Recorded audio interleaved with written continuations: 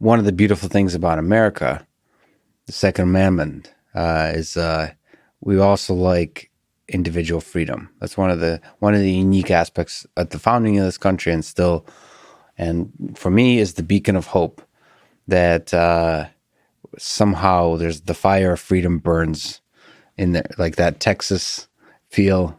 That gives me hope.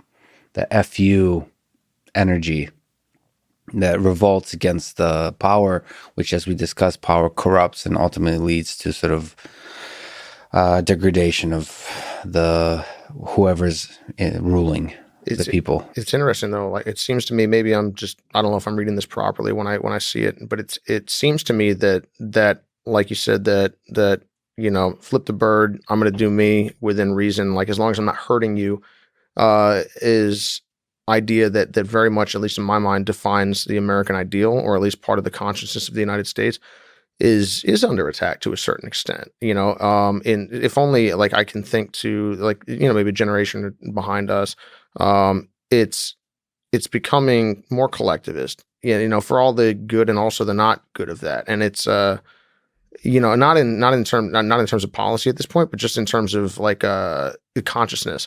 And I wonder if that's an internet thing. People are more in touch with one another than they've, as far as I'm can tell, they've ever been, or at least more than in my lifetime.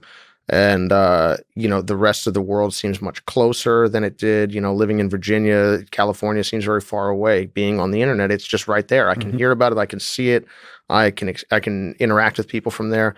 I remember, being in Tennessee at, one time, and then reading about, events taking place in, the Middle East. And that just seemed like a mile away. It seemed like a unbelievably far distance. And then another time when you're in DC, you just feel like, oh, you read about something happening in Paris, and it just feels like it's just right around the corner, because DC is a seat of power where things are just occurring all the time. And, I guess you wonder about, that's where I come back to the group decisions to not listen to this person, or to cancel this, or to, we all, the moral majority shall do the following, as opposed to, as long as you're not hurting me and as long as you're not hurting anyone else, I have to let you be on general principle. Even if I don't like you, I'm very free to not like you. I'm free to speak out against you, but it is not within my right, and it's not, I would not be right to attempt to attack you. And that is an interesting thing, though, when we see words being redefined, or words being defined, whether it's toxicity, whether it's violence.